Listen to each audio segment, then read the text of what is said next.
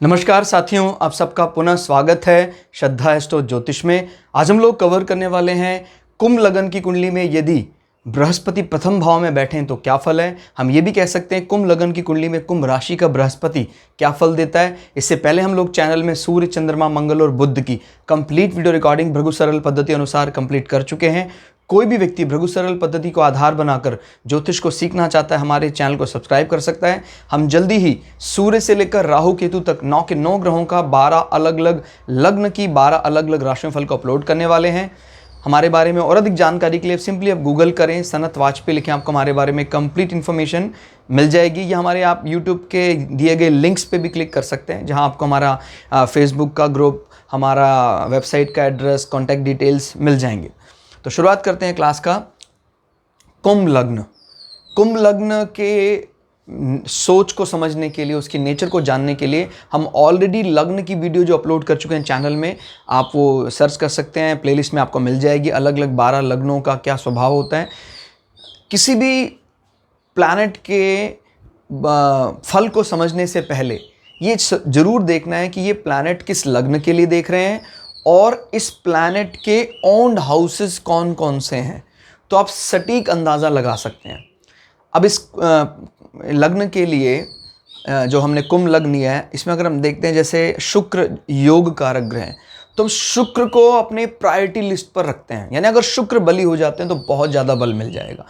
और इसमें हमें बृहस्पति की, क्योंकि हम बृहस्पति की चर्चा कर रहे हैं फिलहाल, तो बृहस्पति की क्या डेजिग्नेशन है वो देखनी है। बृहस्पति हमारे सारी लौकिक इच्छाओं को पूरा करने का कारक है। यहाँ पर माने उसको डेजिग्नेट किया गया है। याद रखिएगा, कारकत्व एक अलग चीज़ है, बाय डिफ़ॉल्ट प्रॉपर्टी, लेकिन उसको एक काम असाइन कर रखा है। तो वो काम आपको लाभ देना और आपके एसेट्स को बढ़ाना।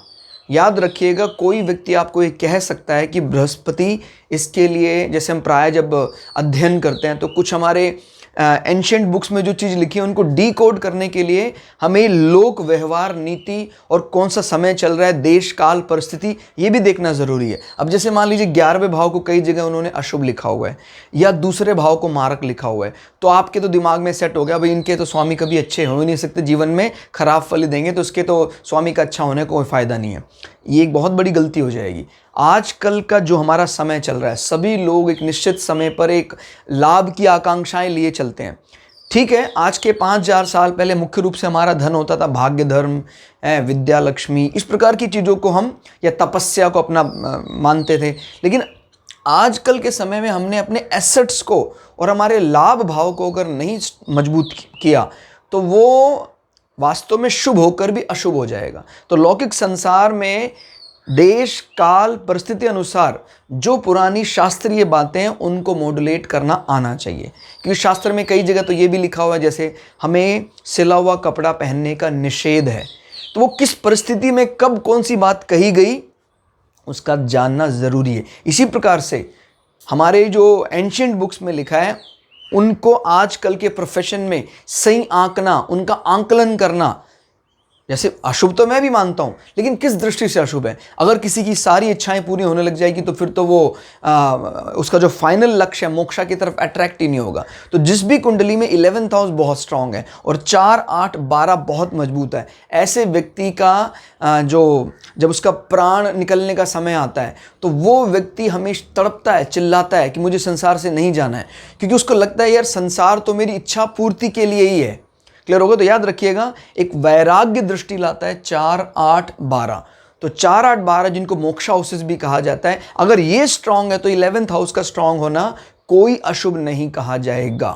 और यहाँ तो आप देख रहे हैं बृहस्पति ना सिर्फ लाभ, हमारे जीवन में जितने रिसोर्सेज, हमारा वाणी की सिद्धि, इन सब का स्वामी है बृहस्पति। और अगर बृहस्पति बिगड़ता है इस लग्न के लिए तो ये सारी चीज़ें आपके जीवन में उन पे अस्त लग जाएगा, उन पे ग्रहण लग जाएगा। क्लियर होगा? इसीलिए ध्यान रखिएगा, किसी भी जब आप कुंडली को स्टार्ट करें, किसी भी एक ग्रह को देखें, ये जरूर देख लें कि पहले वो किन किन हाउसेस के लॉर्डशिप लिए हुए हैं। और कोई भी भाव पूरी तरह से खराब अच्छा नहीं होता है। क्लियर हो गया? हमने देखा है, जैसे मान लीजिए कोई कहता है भाई ये शुभ हैं तो हमेशा ही शुभ फल देंगे, क्या? नहीं, ऐसा कुछ नहीं है। तो याद रखिएगा, उनके क्या संबंध, तत्कालिक संबंध क्या बन रहे हैं वो देखकर ही तय किया जा सकता है। अदरवाइज हम कुछ नहीं कह सकते। ये कह देना कि नहीं 1, 5, 9 में तो कोई भी ग्रह बैठ जाए अच्छा ही फल देगा, ये भी गलत है। केंद्र में कोई भी ग्रह बैठ जाए नहीं अच्छा फल देगा, ये भी गलत है। तो याद रखिएगा उसी को समझना है हमें कि किस प्रकार से इसको डिकोड किया जाए। फिलहाल बृहस्पति बैठे हैं प्रथम भाव में, कुंभ राशि में।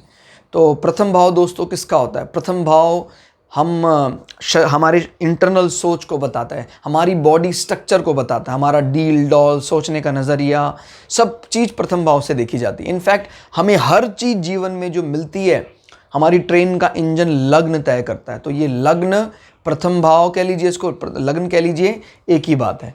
और अगर जैसे प्रथम भाव में कोई दोष है तो आपके इस माथे पे या आपके इस हिस्से में कहीं ना कहीं दाग वगैरह होगा, चोट का निशान होगा। और अगर प्रथम भाव निर्दोष है, बहुत अच्छा है, तो ये हिस्सा बड़ा सुंदर होगा। क्लियर हो गया?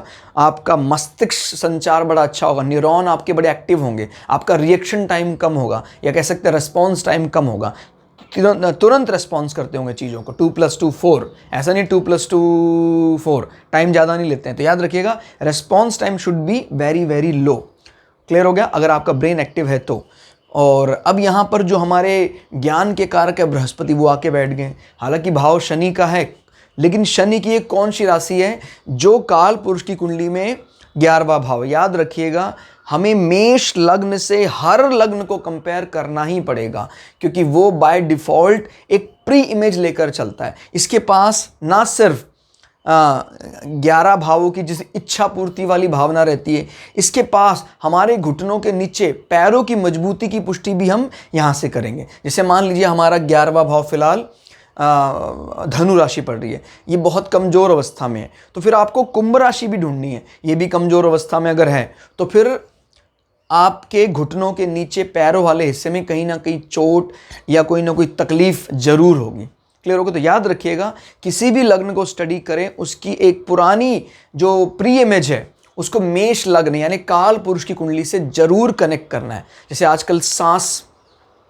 को दिक्कत करने वाली सार्स या कोरोना वायरस जो बीमारी चली है, उसका मुख्य रूप से संबंध है 3rd हाउस, ईसोफेगस आहार नाल। तो यहाँ पर अगर ये कुंडली देखते तो अगर हम मान लीजिए 3rd हाउस बहुत ज़्यादा कमज़ोर है, क्लियर हो गया, और हमने फिर देखा कि ये जो काल पुरुष की कुंडली में 3rd हाउस है ये भी बहुत कमज़ोर है, मिथुन, तो फिर ये पुष्टि हो जाती है कि कहीं ना कहीं इसका संबंध होगा। और जो काल पुरुष की कुंडली में राशि है उसका स्वामी भी कहीं ना कहीं हमारे, क्योंकि आपको पता है हमारी सांसों का चलना, पल के झपकाना, ये सब किसके अधीन है? डायरेक्टली इनडायरेक्टली ये तंत्रिका तंत्र नर्वस सिस्टम के अधीन है। और तंत्रिका तंत्र का स्वामी कौन है? बुध स्वामी है।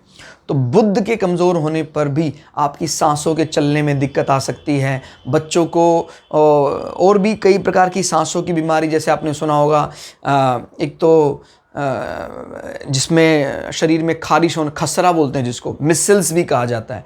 मिसल्स में भी हम बुध को ज़रूर चेक करते हैं, क्योंकि वो स्किन के लिए भी रिस्पॉन्सिबल है एज वेल एज ब्रीथिंग को भी कंट्रोल करता है। तो ये वाली हम धीरे धीरे स्टेप बाय स्टेप चीज़ों को एडवांस करेंगे। लेकिन अभी हम हर उस व्यक्ति के लिए जिसको बिल्कुल बेसिक नॉलेज है या नहीं भी है, वो भी अपनी कुंडली का चार्ट उठाकर सिर्फ ये देख लें मेरे किस भाव में बृहस्पति बैठा है। हमारे वीडियो के जरिए वो समझने लग जाएगा हाँ मेरा बृहस्पति अच्छा है या खराब है। जब वो ये बात समझ लेगा तो फिर इसमें हम ऐड ऑन करना शुरू करेंगे और ज़्यादा इंटरमीडिएट फिर एडवांस लेवल पर जाएंगे। बट अभी के लिए हम आपको ज़्यादा बोझ देने वाले नहीं। ठीक हो गया? तो हर चीज़ में लाभ दृष्टि इस प्रकार की भावना इनके मन मस्तिष्क में रहती है। और शनि का ये रूप प्रायः मिलकर चलने वाला है, सबसे बेमतलब का विवाद करने से बचता है। जैसे मकर जो है राशि, ये भी शनि की राशि है, लेकिन वो सेलेक्टिव है। उसका कुछ राशियों के लिए प्रेम, कुछ माने कुछ ग्रहों के लिए प्रेम है, कुछ ग्रहों के लिए द्वेष है, लेकिन प्रायः 11 नंबर राशि का द्वेष बहुत कम दिखाई देता है किसी के लिए। ठीक है? तो श्रम और रोजगार मंत्रालय वाली जो शनि की इमेज है वो कुंभ राशि में दिखाई देती है। शनि की मूल त्रिकोण राशि भी है। तो जब बृहस्पति यहाँ बैठेंगे तो वो अब अच्छा स्थिति में है, आपके ज्ञान स्तर को बढ़ाएंगे, पढ़ने पढ़ाने की बातें करने वाले आप होंगे। और 11वें भाव का स्वामी जब आपके प्रथम भाव में बैठा है तो बात तय है कि भाई उसको अपने इनकम सोर्सेज के लिए किसी पे डिपेंड नहीं रहना, आप ही स्वयं उसके लिए उत्तरदायी हैं। ऐसे व्यक्ति बिना किसी बहुत ज़्यादा एफर्ट्स के, यानी अगर इसमें एफर्ट्स लगाने भी तो अपने एफर्ट लगाने, किसी और के एफर्ट्स नहीं। और जब ऐसी स्थिति आती है तो ये अवश्यंभावी हो जाता है कि भाई उसको इनकम तो मिलना ही मिलना है। क्लियर हो गया? जब हम डिपेंडेंट होते हैं किसी के ऊपर तो दिक्कत हो। जैसे अगर मान ली बृहस्पति यहाँ बैठेगा तो उसको एफर्ट्स भी ना के बराबर या नहीं करने हैं, उसकी इनकम हमेशा रहेगी। इसमें क्या एफर्ट्स से, लेकिन ये एफर्ट्स भी बड़े स्मूथ होंगे क्योंकि प्लैनेट की पोजीशन अच्छी है। फिर हम बात कर लेते हैं आपके दूसरे भाव का स्वामी अपने से 12 होकर प्रथम भाव में बैठा है और अच्छी जगह बैठा है। तो हम ये कह सकते हैं आपके एसेट्स, फिक्स एसेट्स का स्वामी लग्न में बैठा है। तो यानी आपको थोड़े से प्रयास से बहुत धन जोड़ने में आप कामयाब हो जाएंगे। और ये बात पुष्टि करता है कि बिल्कुल आप अपना एक अच्छी पैतृक संपदा आपको प्राप्त होगी। क्लियर होगा? याद रखिएगा, किसी महिला की अगर कुंडली है तो बृहस्पति उसके पति का भी कारक होता है। तो वहाँ से भी अंदाज़ा लगाया जा सकता है कि उसके विवाह के बाद उसके अपने बैंक बैलेंस में अच्छा खासा उछाल देखने को मिलेगा और उसके इनकम सोर्सेज बढ़ने लग जाएंगे। क्लियर हो गया? और बृहस्पति कहीं ना कहीं गुरु, ज्ञान, इन सब के साथ भी जोड़कर देखा जाता है। तो ऐसे व्यक्तियों का ज्ञान बड़े उच्च स्तर का होता है। क्लियर हो गया? जब बृहस्पति और इनके इनकम सोर्सेज में भी उसी प्रकार की इन्वॉल्वमेंट रहती है। बृहस्पति आपको पता है इसका कारकत्व भी माना जाता है दूसरे भाव का। तो इसका स्वामी अच्छी स्थिति में हो। अब अपने से 12 का अर्थ कभी ये होता है कि भाई आपका जो एसेट्स है वो किस प्रकार से उसका व्यय होगा, कहाँ व्यय होगा। तो इसका व्यय आप पर ही होगा। कोई ऐसा अनावश्यक, कोई ऐसी खराब चीज़ दिखाता नहीं है। याद रखिए, जब इसका स्वामी जैसे मान लीजिए 12वें भाव में बैठ जाए खराब होकर, जैसे नीच की राशि है, तो इसका मतलब क्या है, वो आपके एसेट्स को ख़त्म कर देगा, खराब कर देगा। लेकिन अभी वो बैठा है प्रथम भाव में, अपने ऊपर आप लगाएंगे वे, और वो नुकसान नहीं उल्टा बढ़ोतरी करेगा, क्योंकि आय भाव और आपके एसेट्स भाव दोनों का स्वामी बृहस्पति। क्लियर? बहुत अच्छी स्थिति में अपने से 1, 2, 3, अपने से 3 बैठा है। जब कभी भी हमें आपके मित्रों के भाइयों की बात करनी हो, आपके फ्रेंड्स कैसे रहेंगे, उनके भाई कैसे होंगे, तो हम प्रथम भाव से देखते हैं, क्योंकि वो यहाँ से तृतीय करके देखा जाता है। तो वो भी स्थिति अच्छी है। अब गुरु की दृष्टियों की बात कर लेते हैं। 1, 2, 3, 4, 5 गुरु प्रथम भाव जो लक्ष्मी त्रिकोण है यहाँ बैठकर दूसरा लक्ष्मी त्रिकोण पंचम भाव को देखते हैं। तो ये दृष्टि बताती है कि आपका एजुकेशन, पढ़ाई, डिग्री सर्टिफिकेशन के प्रति जो रुझान होगा बहुत अच्छा होगा। आपके एजुकेशन में कहीं ना कहीं मैथ्स से रिलेटेड चीज़ें, ये बुध की मिथुन राशि है और आपको पता है ये मेल राशि मानी जाती है, फीमेल राशि मानी जाती है। ये थोड़ी उसके मुकाबले ज़्यादा हंसी मजाक पसंद करने वाली राशि है। तो बुध के उस नेचर के साथ आपको प्रोफेशन भी जोड़ना है कि किससे संबंधित चीज़ों पर ये पढ़ाई कर सकते हैं। क्लियर हो गया? तो कहीं ना कोई ऐसी इंडस्ट्री जो एंटरटेनमेंट भी साथ साथ कैलकुलेटिव है, इस प्रकार की कोई पढ़ाई आप बिल्कुल करने वाले हैं।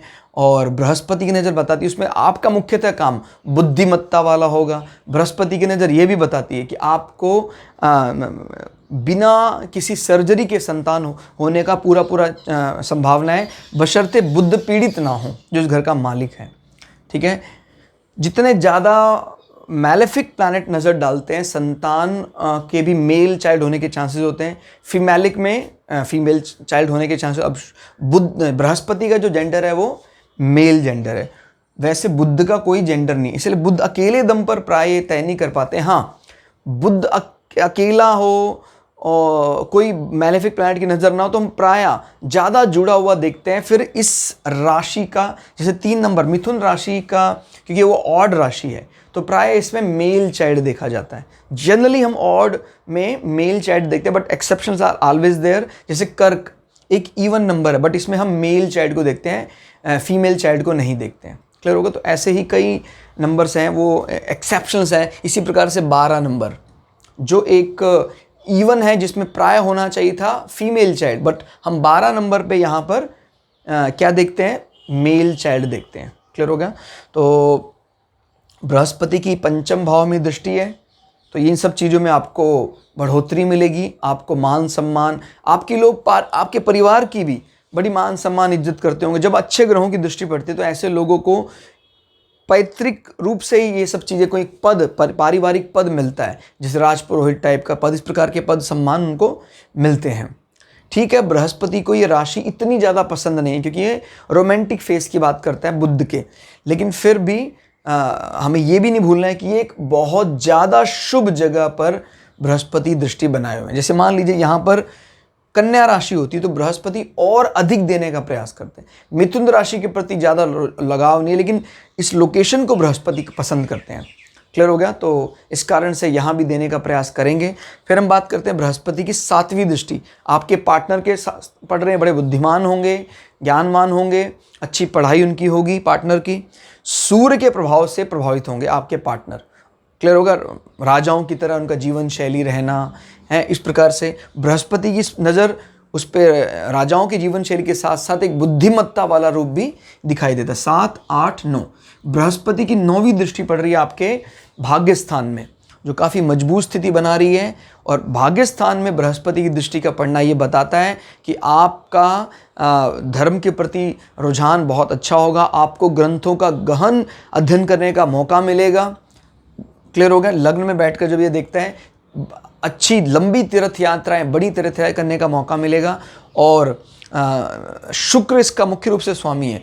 शुक्र ये और ये, क्योंकि शुक्र कहीं ना कहीं एजुकेशन इंटरेस्ट को भी बताता, तो ये लोग हायर रिसर्च, हायर डिग्री में शुक्र संबंधी चीज़ों को इन्वॉल्व कर सकते हैं। और बृहस्पति की नज़र इसमें ये बताती है जैसे फैशन इंडस्ट्री में कोई एक प्रकार का ट्रेनर या कह सकते हैं आप एजुकेटर, इस प्रकार का संबंध यहाँ दिखाई दे रहा है। इस प्रकार की कोई हायर रिसर्च आप उस पर या हायर डिग्री PhD आप कर सकते हैं, क्योंकि चतुर्थ भाव के साथ भी ये संबंध बना रहा है। चतुर्थ भाव हमारे एजुकेशनल इंटरेस्ट को बताता है और पंचम भाव हमारे एजुकेशन सर्टिफिकेशन को बताता है। क्लियर हो गया? तो कुल मिला के बृहस्पति की दृष्टियाँ, इसके दोनों हाउसेज अच्छी स्थिति में बने हुए हैं। आज की इस क्लास में इतना ही। क्लास आपको कैसी लगी कमेंट करके जरूर बताइएगा। मिलते हैं अगली क्लास में, तब तक के लिए जय श्री भगु पराशरा, जय श्री शुक्राचार्य, नमस्कार।